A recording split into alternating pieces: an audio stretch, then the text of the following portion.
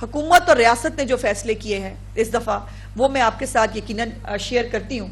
लेकिन एक बात और भी जरूरी है कि नाम लें आप मजहब का और करोड़ों रुपए की जायदादें बनाएं, आप एक पूरा जो है वो रियासत के अंदर एक अपना कोई मरकज क्रिएट करें, अपने अचानक से इतने पैसे आ जाएं कि इर्द गिर्द की सारी जायदादें खरीद ली जाएं और उसके पेट्रोल पंप खरीद लिए जाएं, फिर करोड़ों रुपए जो हैं वो बरामद भी हों, फिर करोड़ों रुपए की घड़ियां और जेवरात भी मिले।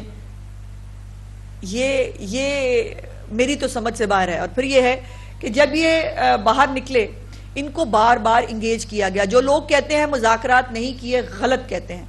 बार बार इनको इंगेज किया गया, इनसे रिक्वेस्ट की गई कि गजा में इस वक्त लोग सेलिब्रेट कर रहे हैं और हम वो फुटेजेस देख रहे हैं जहां यरगमाली भी रिहा हो के वापस आ रहे हैं, अपनी फैमिली से मिल रहे हैं, रिक्कत अमेज मनाजर है वहां और वो खुशियां मना रहे हैं। इवन हमास तक ने जो है वो एक्सेप्ट किया इस फॉर्मूला को, उन्होंने इसको खुशामदेद कहा और वहां पे खुशी हो रही है। हमारे मुल्क में आग लगी हुई है। क्या सुथरा पंजाब की गाड़ियां, रेस्क्यू 1112 की गाड़ियां, लोगों की प्राइवेट गाड़ियां, यही जो है वो गजा की राह में जो है गजा को हासिल करने में, कब्जा करने में रुकावट थी?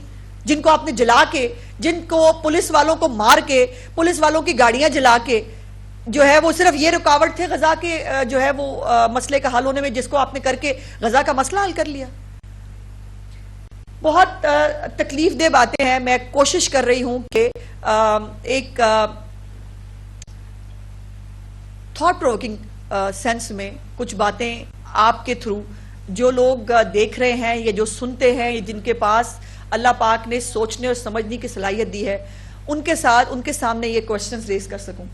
फिर आज जो कुछ हुआ उसके बाद आज दोबारा नमाज जुमा के बाद जो है वो एक कॉल दी गई थी और मैं चीफ मिनिस्टर साहिबा की तरफ से, पंजाब हुकूमत की तरफ से तमाम ताजिर बरादरी को, ट्रांसपोर्टर्स को, आम आवाम को उनका बहुत बहुत शुक्रिया अदा करना चाहती हूँ कि हमारी आवाम बहुत बाशऊर है, उसको सही, गलत, सच और झूठ के अंदर फर्क पता है और उन्होंने इस कॉल को पूरी तरह रिजेक्ट किया है। मैं आपको दो फुटेजेस दिखाना चाहती हूँ। एक फुटेज जो है वो लाहौर और पिंडी की है और ये अभी से 10 मिनट पहले की है, जिसके अंदर पूरी कारोबारे जिंदगी जो है वो आपको रवा दवा नजर आएगी, जहां पर सड़कें जो हैं वो चल रही हैं, जहां पर कारोबार जो है लोग अपना चलाएं जी, कारोबार कर रहे हैं। और ये तमाम फुटेजेस जो हैं ये अभी से 10 मिनट पहले की हैं। ये लिबर्टी चौक है, नीचे जियो टैगिंग भी की गई है, नीचे जगहों के नाम लिखे हैं। ये भी एक आगे चलते जाइए तेजी से। ये तमाम कारोबार है जो खुला हुआ है और तमाम बाजार इस वक्त, लाहौर नहीं पूरे पंजाब के तमाम बाजार और जो ताजिर बरादरी है हमारी, जो हमारे ट्रांसपोर्टर्स हैं, ये पब्लिक है, उन्होंने कल रात से ही इस कॉल को रिजेक्ट करने की जो अपील कर दी थी और उन्होंने अनाउंस कर दिया था कि वो ऐसी किसी कॉल को जो है वो एनकरेज नहीं करते। तो ये बात अब मेरा ख्याल है कि वंस फॉर ऑल सबको समझ में आ जानी चाहिए कि किसी भी एक बात के ऊपर जो है वो बहाना बनाकर मुल्क को पैरालाइज करना, मुल्क को बंद करने की इजाजत नहीं दी जा सकती। और जो मुज़ाकरात की मैंने बात की, मुज़ाकरात के अंदर ऑन रिकॉर्ड मौजूद है और हमारे कुछ मजहबी सियासी जो हमारे उलमाए कराम हैं वो भी इन मुज़ाकरात के अंदर मौजूद थे और मुज़ाकरात के अंदर कहीं गजा का नाम नहीं लिया गया, मुज़ाकरात में कहीं फलस्तीन नहीं था।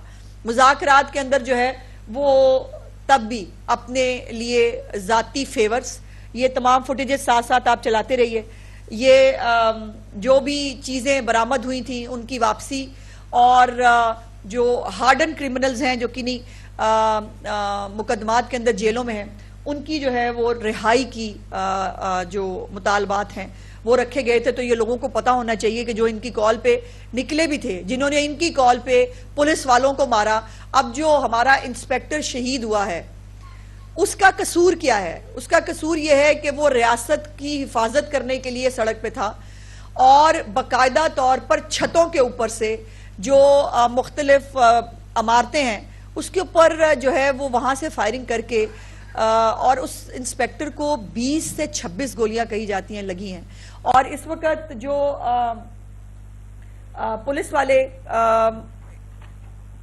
जो जख्मी हैं वो 1648 जो पुलिस एहलकार हैं वो जख्मी हैं, जिसमें से 69 एहलकार मुस्तकिल माजूर हैं। इनमें वो लोग हैं जिनको गोलियां लगी हैं। किसी को यहाँ हमारे एहलकार को यहाँ गोली लगी, उसका वोकल कॉर्ड खत्म हो गया है और डॉक्टर्स कहते हैं कि शायद वो कभी जिंदगी भर बात ना कर पाए। बहुत एक है जिसकी कोहनी के ऊपर गोली लगी है और वो गोली अभी भी उसकी कोहनी के अंदर मौजूद है। और मुझे याद आ गया इसी गोली और कोहनी से कि एहसन इकबाल साहब के साथ भी एक ऐसा ही वाकया हुआ था। और इसमें जो 202 एहलकार हैं वो शदीद जख्मी हैं। और ये जो 97 पुलिस की गाड़ियां नाकारा हुई हैं, मुकम्मल तौर पर 2 गाड़ियां जला दी गई हैं। इसको पुरअमन एहतजाज कहते हैं। ये पुरअमन एहतजाज है जो किया जा रहा था। और फिर एक बात मैं कैटेगोरिकली जो पंजाब हुकूमत की तरफ से जो अनाउंसमेंट्स करनी है, उसमें पहले मैं ये जरूर कहना चाहती हूँ कि जितनी भी इस वक्त जो फैसले पंजाब हुकूमत ने लिए हैं वो किसी मजहबी जमात या किसी गिरोह या किसी अकीदे के खिलाफ नहीं है। वो सिर्फ उस इंतहा पसंद गिरोह के खिलाफ है जो हमेशा इस मुल्क में लॉ एंड ऑर्डर को खराब करने की एक तारीख रखता है, जो बार बार सिर्फ जो है वो लोगों को उकसाने, आग लगाने, जानों के ज़िया में हमेशा मुलविस रहा है।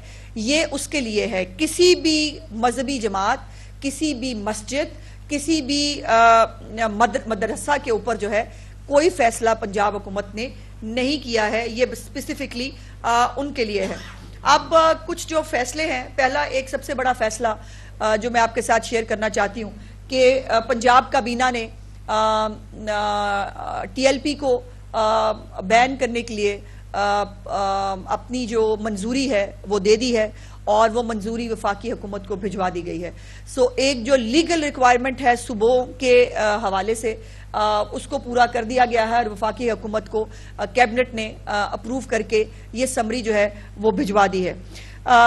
लाउड स्पीकर का जो एक्ट है पहले भी मौजूद है, उसके ऊपर मुख्तलिफ औकात में जो सख्ती होती रहती है, लेकिन अब जीरो टॉलरेंस होगी लाउड स्पीकर की हवाले से। किसी भी तरह से किसी पाक मेंबर को, किसी पाक मस्जिद को, किसी मदरसे को किसी भी तरह या जो लाउड स्पीकर के इस्तेमाल के साथ नफरत फैलाने की, इश्तियाल अंगेजी फैलाने की और कत्लो गारत की इजाजत नहीं होगी। और जो भी ये करेगा उसके पे जीरो टॉलरेंस जो है वो आप देखेंगे। इस वक्त पंजाब में 144 सेक्शन जो है वो ऑलरेडी इम्प्लीमेंटेड है और ये बाय द वे 8 अक्टूबर को जो है वो किया गया था और ये अभी भी इन प्लेस है। तो किसी को भी 4 से ज्यादा अफराद को जमा होकर किसी भी तरह का मजमा इकट्ठा करने की इजाजत नहीं है।